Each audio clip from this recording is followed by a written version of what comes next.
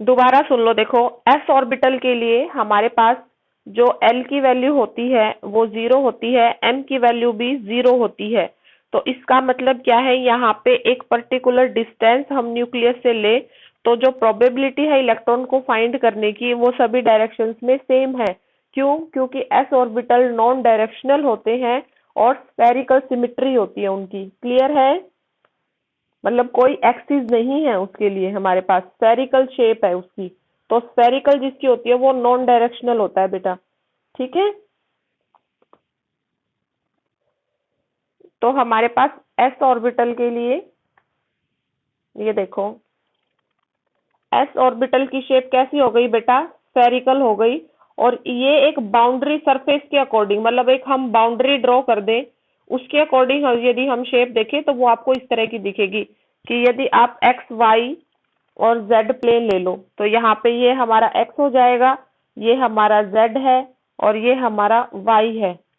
तो इसके अलोंग हमारे पास किस तरह से आ जाएगी स्फेरिकल के लिए? इस तरह से आ जाएगी बेटा। क्लियर है सबको? बोलो। हम्म।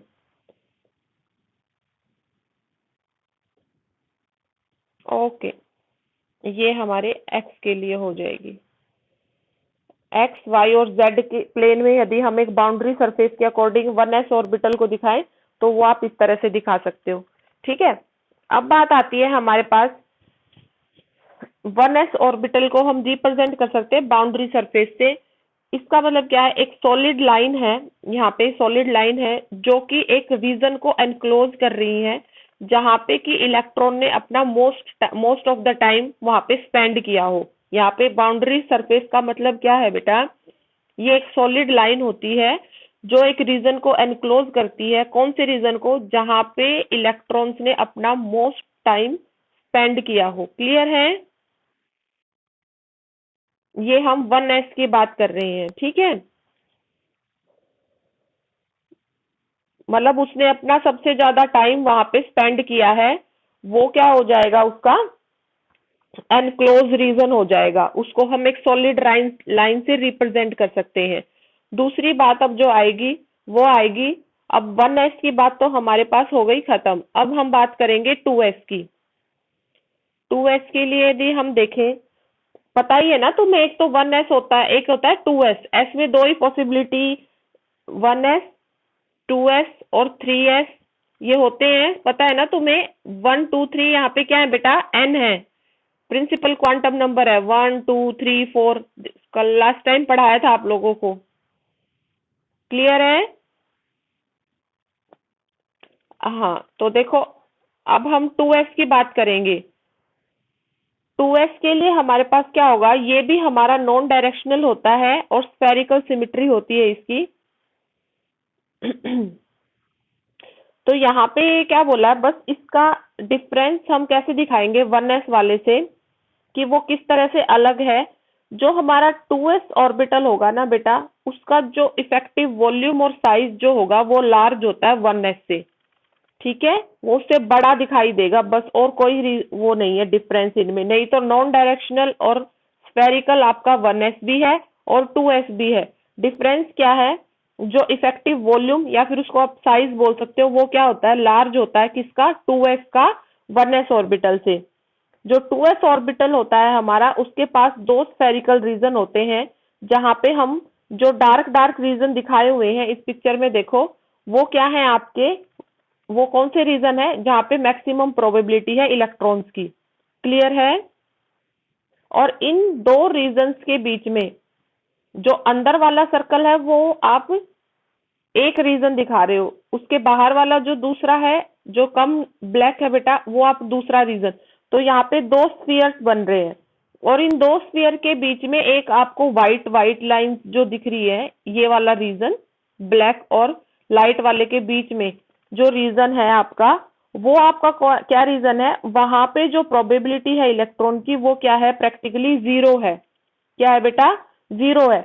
और इसको हम क्या बोलते हैं? नोड या फिर नोडल सरफेस। वो रीजन जहां पे ये आपकी डेफिनेशन आ जाती है, what do you mean by node या फिर नोडल सरफेस? तो आप क्या बोलोगे? ऐसा रीजन जहां पे जो प्रोबेबिलिटी होती है इलेक्ट्रॉन को फाइंड करने की वो क्या होती है? जीरो होती है। उस रीजन को हम क्या बोलते हैं? नोड या फिर नोडल सरफेस। क्लियर है सबको? देखो 1s के केस में तो ये रीजन हमारा एक ही स्फीयर बनेगा 1s में, तो वहां पे तो आपका नोड बनेगा ही नहीं। ये क्वेश्चन भी अराइज होता है कि 1s में आपका नोड की फॉर्मेशन होती ही नहीं है। नोड की फॉर्मेशन किस में होगी? 2s में होगी, 3s में होगी, 4s में हो सकती है। क्लियर है? तो आपको ये देखना आपके प्रिंसिपल क्वांटम नंबर की वैल्यू क्या है। यदि आपके प्रिंसिपल क्वांटम नंबर की वैल्यू क्या है? आपकी 2 है, तो आपका कितना रीजन बनेगा? नोड का एक रीजन बन जाएगा। क्यों? क्योंकि दो स्फीयर बनेंगे, दो स्फीयर के बीच में एक ही तो रीजन बनेगा ना, जहां पे प्रोबेबिलिटी क्या होगी? जीरो होगी। क्लियर है सबको?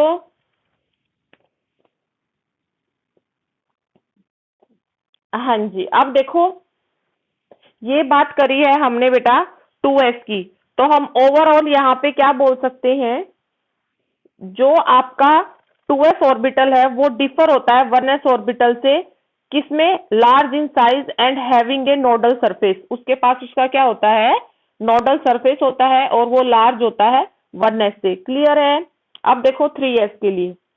3s में हमारे पास क्या हो जाएगा? 3s में हमारे पास तीन रीजन आएंगे जहां पे हाई इलेक्ट्रॉन प्रोबेबिलिटी होगी और आपके क्या आएंगे? नोड्स आएंगे। देखो 3s में आपके पास तीन तो रीजन, कौन से रीजन? रीजन किसको बोलते हैं? जहां पे आपकी मैक्सिमम या हाई इलेक्ट्रॉन प्रोबेबिलिटी है। ठीक है? दूसरा आपके पास आएंगे नोड। नोड कितने आएंगे बेटा? दो।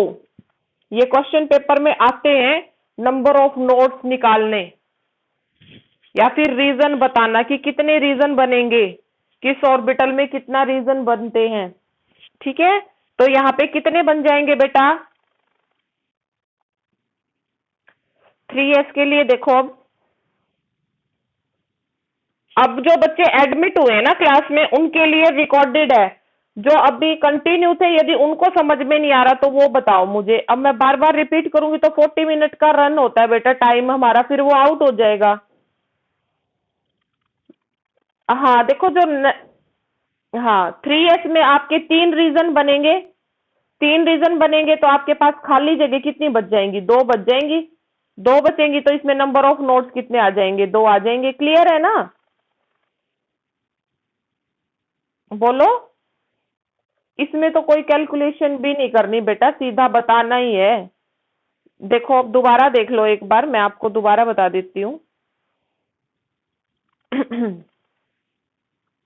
1s में एक रीजन बनता है और जीरो नोड। 2s में दो रीजन बनते हैं आपके और वन नोड। 3s में कितने रीजन बनेंगे? थ्री रीजन बनेंगे और दो नोड बन जाएंगे। ठीक है? तो आप यहां से एक बात देख रहे हो कि जितनी प्रिंसिपल क्वांटम नंबर की वैल्यू है 1 2 3 उतने ही आपके रीजन बनाने हैं आपको। और आपको नंबर ऑफ नोड्स निकालने हो तो आप n-1 से निकाल सकते हो। n आपका जब 1 है तो 1 में आप -1 करोगे तो 0 आ जाएगा। जब आप 2 पुट करोगे तो आपका कितना आ जाएगा?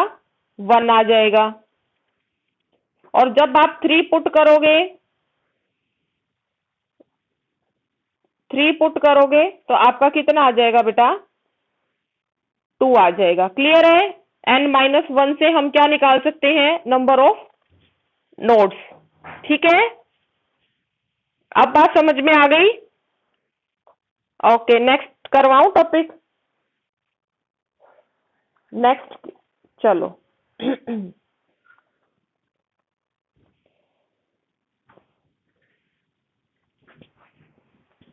अब देखो एस ऑर्बिटल के लिए हम यदि पूरा देखें उसकी समरी, तो एस ऑर्बिटल्स की क्या क्या वो होती है। हेलो, आवाज आ रही है तुम्हें? हाँ जी। देखो अब कुछ पॉइंट्स दिए हुए हैं आपके कि जो एस ऑर्बिटल होते हैं वो स्फेरिकल सिमेट्री होती है उनकी। आप जैसे जैसे एन की वैल्यू इंक्रीज करते जाते हो वैसे वैसे आपके रीजंस बढ़ते जाते हैं। ठीक है, बढ़ते हैं ना। 1s के लिए एक रीजन था, 2s के लिए 2 रीजन हो गए, 3s के लिए 3 रीजन हो गए। ठीक है, और आपको नंबर ऑफ नोट्स निकालने हो तो आप n-1 से निकाल सकते हो। क्लियर है ना सबको? चलो अब नेक्स्ट टॉपिक देखो। देखो, शेप्स ऑफ पी ऑर्बिटल। किनकी शेप है अब? पी ऑर्बिटल्स की। पी ऑर्बिटल की शेप के लिए पहले तो जो पी ऑर्बिटल होते हैं उनके लिए एल की वैल्यू क्या आती है बेटा? 1। एल की वैल्यू 1 है तो एम की वैल्यू कहां से कहां तक लाई करेंगी? -1, 0 एंड +1। क्लियर है सबको? पहले तो यही निकालना है। तो यहाँ पे हमारे पास 3 पी ऑर्बिटल्स आ जाएंगे। 3 पी ऑर्बिटल कौन कौन से? P X, P Y and P Z. ठीक है, कितने ऑर्बिटल आ जाएंगे? 3। एम मैग्नेटिक क्वांटम नंबर हमें ऑर्बिटल ही तो बताता है ना, बोलो। तो हमारे पास -1, 0 और +1 तीन वैल्यूज आई, तो हमारे पास कितने ऑर्बिटल आ गए? 3 ऑर्बिटल आ गए। 3 P orbital, P X, P Y and P Z. अब आपको ये बात पता चल गई तो अब आप इजीली इसका शेप बता सकते हो। तो पहले तो हम केस लेंगे जब आपके n की वैल्यू, प्रिंसिपल क्वांटम नंबर की वैल्यू 2 है, तो उसके लिए आपके जो ऑर्बिटल बनेंगे वो क्या बनेंगे? 2px, 2py और 2pz। ये बात समझ में आई? ये जो तीनों ऑर्बिटल होते हैं इन सबकी इक्वल एनर्जी होती है, बट इनकी जो ओरिएंटेशन होगी वो डिफरेंट डिफरेंट होती है। एनर्जी तीनों की क्या होगी बेटा? सेम होगी। क्यों? क्योंकि सबका प्रिंसिपल क्वांटम नंबर क्या है? सेम है। तो एनर्जी इनकी सेम है, पर जो ओरिएंटेशन है वो डिफरेंट डिफरेंट एक्सिस के अलोंग हो रही है। एक में एक्स के अलोंग है, एक में वाई के अलोंग है, एक में जेड के अलोंग है। तो ओरिएंटेशन यहाँ पे क्या हो जाएंगी? डिफरेंट हो जाएंगी। और एनर्जी हमारी क्या रहेगी? तीनों ऑर्बिटल की सेम रहेगी। क्यों? क्योंकि प्रिंसिपल क्वांटम नंबर की वैल्यू सब में क्या है? 2 है। ठीक है, हाँ जी। चलो अब देखो, जो हमारे पी ऑर्बिटल होते हैं उसमें क्या होते हैं? 2 लोब्स होंगे, दोनों सिमेट्रिकल होते हैं और एक पर्टिकुलर प्लेन एक्सिस के अलोंग वो पास होते हैं। पहले ये देख लो। ठीक है, कितने लोब होंगे? यहाँ पे 2 लोब होंगे, दोनों क्या होंगे? सिमेट्रिकल होते हैं अबाउट ए पर्टिकुलर एक्सिस। ठीक है, ओरिएंटेशन के अकॉर्डिंग हम इनको डिजाइन कर सकते हैं। डिजाइन का मतलब 2px के लिए किस तरह से प्लॉट करेंगे हम, 2py के लिए अलग से होगा, 2pz जिस जिस एक्सिस के अलोंग वो जाते जाएंगे हम इन लोब्स की ओरिएंटेशन दिखाते जाएंगे। ठीक है, अब जैसे 2px ऑर्बिटल है तो उसके पास 2 लोब्स हैं symmetrically around x axis. 2py orbital है तो उसके पास 2 लोब हैं symmetrically around Y axis. 2pz orbital है तो वो सिमेट्रिकली क्या है? अरेंज्ड है अराउंड जेड एक्सिस। ठीक है, और इन शेप को, इन ऑर्बिटल की शेप को हम बोलते हैं डम्बल शेप। कैसी शेप होगी इनकी? Dumbbell shape. ठीक है, तो अब देखो किस तरह से बनाना है आपको। वैसे तो पीछे बनाया हुआ है, आप 3 एक्सिस बना लो। जिस एक्सिस के आपको ये तो बनानी आती है, जो भी एक्सिस आपको बनानी है, मान लो 2px तो सिर्फ एक्स ही दिखाओ आप। ठीक है, और उस पे आप दोनों लोब्स दिखा दो इस तरह से। तो ये हमारा 2px के लिए हो जाएगा। दूसरा, आपको y के अलोंग दिखाना है तो वाई वाई लिख लो बस, और उसके ऊपर लोब्स बना दो, तो वो आपका 2py हो जाएगा। नेक्स्ट आपको क्या बनाना है? z के अलोंग बनाना है तो ओनली z आप लिखो और उसके ऊपर दोनों लोब्स की ओरिएंटेशन दिखा दो, तो ये आपका 2pz हो जाएगा। बोलो समझ में आ गया? ओके।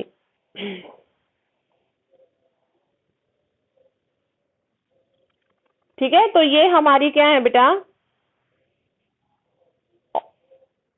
अपनी अपनी एक्सिस के अलोंग लोब्स की ओरिएंटेशन है। ठीक है, इस पिक्चर में ये आपका एक बाउंड्री सरफेस बनाया हुआ है। बाउंड्री सरफेस में हम एक 2p एक्स ऑर्बिटल की बाउंड्री सरफेस दिखा रहे हैं, तो ये सारी डार्क लाइन से दिखाई हुई है। ठीक है, यहाँ पे जो लोब्स है ना वो एम्प्टी से दिखाए हुए हैं, और ऊपर जो है वो क्या है, डार्क करके, तो वहां पे इलेक्ट्रॉन डेंसिटी दिखाई हुई है ऊपर वाले केसेस में। ये एक बाउंड्री सरफेस है, मतलब बाउंड्री बाउंड्री ड्रॉ कर दी हमने, तो वो इस तरह से दिखा सकते हो आप। ठीक है, समझ में आ गया? हाँ जी, चलो। अब देखो, नेक्स्ट जो है हमारा वो क्या है, यहाँ पे अब हमने अभी तक बात की थी नोड की और नोडल सरफेस की। अब एक और होता है नोडल प्लेन। ठीक है, नोडल प्लेन हम देखते हैं कि हम पास करते हैं तो हमारा जो लोब्स की ओरिएंटेशन है वो किस तरह से डिस्ट्रीब्यूट करेगी इलेक्ट्रॉन डेंसिटी को। ठीक है, तो यहाँ पे जो तीनों नीचे पिक्चर्स दिखाई हुई हैं वो 2p x, 2p y और 2p z ऑर्बिटल की हैं, और इनमें से बेटा प्लेन पास किया हुआ है, नोडल प्लेन पास किया हुआ है। तो इन्होंने क्या बोला है कि यहाँ पे जो ये दोनों लोब्स हैं इन ऑर्बिटल्स के, यदि हम उनको सेपरेट करें एक प्लेन से जिसकी इलेक्ट्रॉन डेंसिटी जीरो है, उस प्लेन की इलेक्ट्रॉन डेंसिटी क्या है बेटा, जीरो है, उस प्लेन को हम क्या बोलते हैं, नोडल प्लेन। एक तो ये डेफिनेशन आ जाती है एग्जाम में कि नोडल प्लेन क्या होता है। ये एक ऐसा प्लेन होता है जो हम किन्हीं दो लोब्स में से पास करें तो उस प्लेन की इलेक्ट्रॉन डेंसिटी क्या रहती है, जीरो रहती है। तो यहाँ पे क्या है, जब आपने प्लेन पास किए हुए हैं तो जो p ऑर्बिटल है वो इक्वली डिस्ट्रीब्यूट कर रहा है दोनों लोब्स को। देखो, फर्स्ट वाले केस में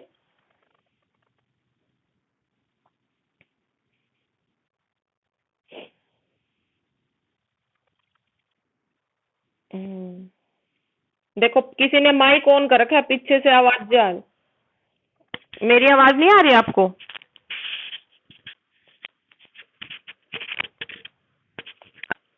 बेटा पीछे और किसी ने माइक ऑन किया हुआ है, उनके पेरेंट्स की आवाज आ रही है पीछे से। अब देखो, जब आपने नोडल प्लेन पास किया और आपका 2p x ऑर्बिटल था, 2p x ऑर्बिटल में से प्लेन पास किया आपने, तो बेटा लोब्स दोनों साइड इक्वली डिस्ट्रीब्यूट हो गए। एक नेगेटिव लोब होता है, एक पॉजिटिव होता है, ये तो आपको पता ही है ना। ठीक है, ये 3 डायमेंशनली अरेंजमेंट दिखाया हुआ बेटा आपको, तो मैं इसको आपको फोन पे दिखा नहीं सकती ड्रॉ करके एक्चुअली। तो तुम कोशिश करो अपने आप देखने की, जब 2p x में से करोगे तो किस तरह से दिखेगा, 2p y में से करोगे तो इस तरह से दिखेगा, और 2p z में से करोगे तो आप कहना क्या चाहते हो यहाँ पे, जब आपने नोडल प्लेन पास किया तो लोब्स क्या हो गए, इक्वली डिस्ट्रीब्यूट हो गए। क्लियर है? किसमें, p ऑर्बिटल्स में। नोडल प्लेन पास करने के बाद जो इलेक्ट्रॉन की डेंसिटी थी पॉजिटिव और नेगेटिव लोब में, वो इक्वली डिस्ट्रीब्यूट हो गई। क्लियर है?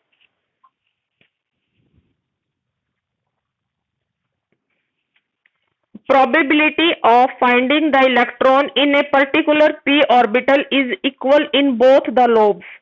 क्लियर है?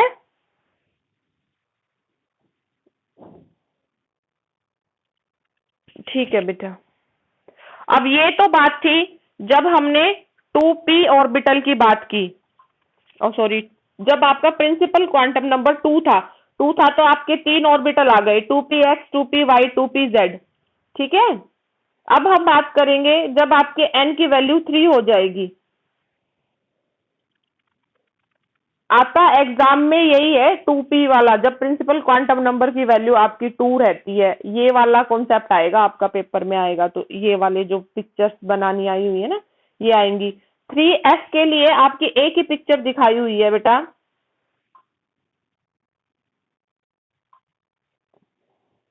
ये वाली। इसमें देखो, जब आपकी n की वैल्यू 3 आ गई तो पहले तो डिफरेंस क्या है 2p और 3p में, वही है, वो क्या है, थोड़े स्मॉल साइज की अरेंजमेंट है, इसकी क्या हो जाएगी, थोड़ा ये क्या होता है, बिगर होता है। और यहाँ पे आप सीधी सी बात है, जब आप जैसे जैसे प्रिंसिपल क्वांटम नंबर की वैल्यू बढ़ाते जाते हो ना, जब आपकी n की वैल्यू 1 है तो वो थोड़ा स्मॉल साइज का, n की वैल्यू 2 है तो वो थोड़ा सा लार्ज साइज का मिलेगा एज कंपेयर टू 1 के। इसी तरह से n की वैल्यू 3 हो जाएगी तो वो लार्ज साइज का होगा एज कंपेयर टू 2 के। क्लियर है? ये पॉइंट आपको कंसीडर करके चलना है कि जैसे जैसे प्रिंसिपल क्वांटम नंबर की वैल्यू बढ़ती जाती है वैसे वैसे जो शेप्स बनेंगी वो क्या बनेंगी, बिगर, बड़ी शेप बनेंगी। ठीक है, ओके। हाँ, तो तो अब जो हमारा 2p वाला है बेटा, वो तो उसमें तो कितने लोब्स थे, 2 लोब्स थे। पर जो 3 वाला है उसमें आपके, जब आप एक्सिस के अलोंग उनको दिखाओगे, ये आपकी एक्स है, ये आपकी जेड एक्सिस हो गई और ये हमारी वाई एक्सिस हो गई। तुम ही लिख दो इस पे कुछ, मेरे लिखने की क्या जरूरत है। देखो मैंने बनाया था, इसने किसी बच्चे ने कुछ लिख दिया इसके ऊपर।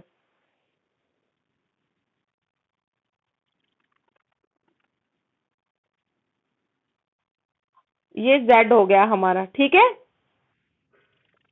स्क्रीन शो नहीं हो रही आप लोगों को?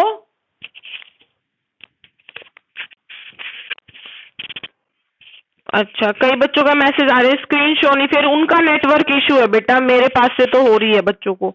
चलो देखो, अब क्या है, जब आप 3 ऑर्बिटल की बात कर रहे हो, 3 ऑर्बिटल की बात कर रहे हो, तो आपके पास जो नंबर ऑफ लोब्स हैं वो भी बढ़ जाएंगे और वो बिगर होंगे as compare to 2p X orbital के। तो हमारे पास दोनों साइड क्या होंगे बेटा, 2 2 लोब्स बन जाएंगे, एक छोटा एक बड़ा, एक छोटा और एक बड़ा। क्लियर है? इस तरह से बनाओगे आप। ठीक है, तो ये हम x की बात कर रहे थे तो हमने x एक्सिस के अलोंग लोब्स दिखाए हैं। इसी तरह से आप जब 3p y की बात करोगे तो आप y एक्सिस के अलोंग लोब्स दिखा देना, और जब आप z की बात करोगे तो आप z एक्सिस के अलोंग दिखा देना लोब्स। बनाने 2 2 लोब्स हैं, एक स्मॉल लोब होगा एक बिग लोब होगा। हाँ बेटा,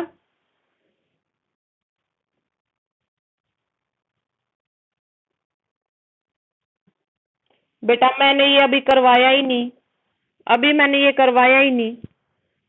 मैंने डी ऑर्बिटल की बात ही नहीं की, मैं 2p और 3p ऑर्बिटल की बात कर रही हूँ। तुम आगे क्यों पढ़ रहे हो? पहले ये तो समझ लो, ये आ गया समझ में? हम्म,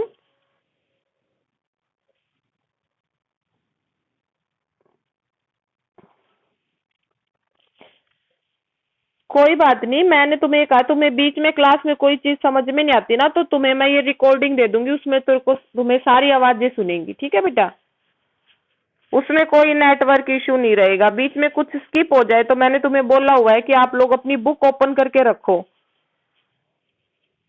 ठीक है, हाँ, बुक में से अभी तो मैं डी की के ऊपर तो पहुंची ही नहीं, अभी तो मैं पी ऑर्बिटल्स की बात कर रही हूँ। ठीक है, हाँ जी, क्या नहीं है?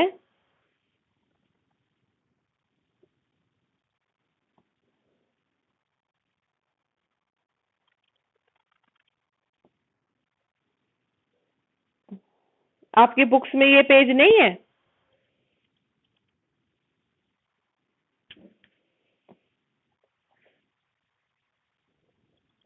बेटा सारी किताबों में है। ठीक है, तुम टाइम वेस्ट मत करो, मॉडर्न पब्लिकेशन की बुक से ही पढ़ा रही हूँ मैं। ये पीछे जो बुक का पेज दिख रहा है ना, ये मॉडर्न पब्लिकेशन का ही है। ठीक है, अब देखो हमने आज क्या क्या किया बेटा, 1s और 2s ऑर्बिटल के लिए, 2p और 3p ऑर्बिटल के लिए। ठीक है, तो हमने मेनली तो ये किए हैं, बाकी इनमें अब आगे बढ़ती जाती है सेल, तो उसके अकॉर्डिंग आप बना सकते हो। 3s हो तो कैसे बनाओगे, 2s है, 1s है, इसी तरह से 2p है, 3p है, यही है आपके सिलेबस में। ठीक है, इससे आगे नहीं आएंगी। 3p का अब एक ही दिया हुआ है आपको। ठीक है, कौन सा, 3p x वाला।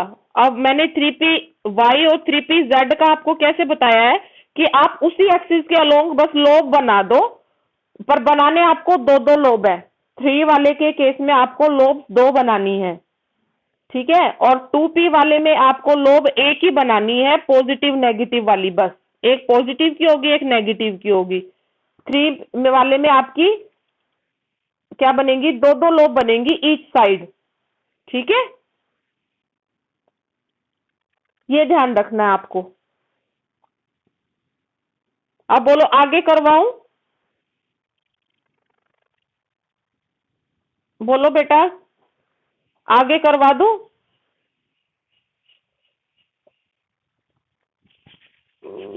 मेरे को ये लग रहा है कि बस 2 ही 5 मिनट रह गई क्लास की, टाइम रनिंग आउट आ रहा है मेरे पास। तो ये डी वाली हो नहीं पाएंगे, और डी की भी बहुत इंपॉर्टेंट है एग्जाम पॉइंट ऑफ व्यू से। ठीक है, तो आज आप इतना ही कर लो। ठीक है, कल करेंगे हम डी ऑर्बिटल्स की। ठीक है, okay, have a nice day, bye. हम्म, हाँ बोलो। तुम्हें इससे क्या प्रॉब्लम है? तुम्हें क्लास से आधे घंटे पहले या 15-20 मिनट पहले मैं बता देती हूँ, वो किसी भी टाइम हो। फोन नहीं होते क्या तुम्हारे पास?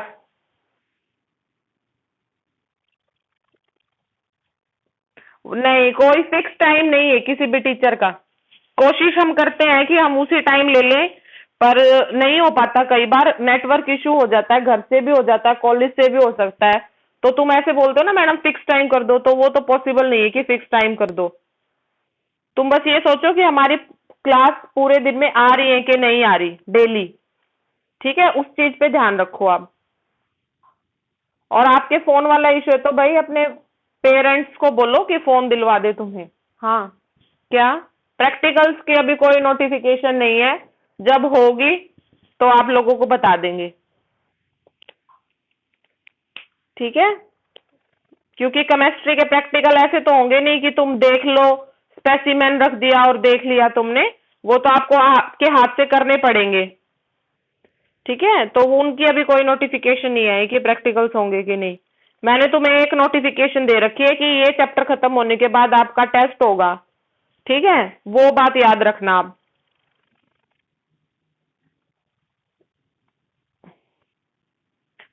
वो भी आप लोगों को बता देंगे ऑफलाइन होगा कि ऑनलाइन। ठीक है, ओके, बाय। हम्म, हाँ जी बोलो। क्या?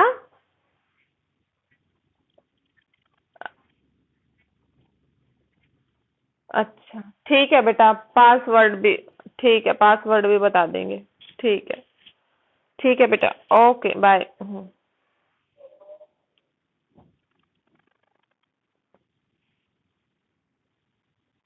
हाँ जी, हाँ जी बोलो। क्या? हाँ जी, हाँ आऊंगी बेटा। 12:30 से 3 बजे तक केमिस्ट्री लैब में। ठीक है, वैसे 11:40 पे ही आ जाऊंगी मैं, तुम लोग आ जाना किसी को कोई डाउट है तो। ठीक है, 11:40। ओके। बालक सारे पर्सन हैं। किमे किमे किमे किमे किमे किमे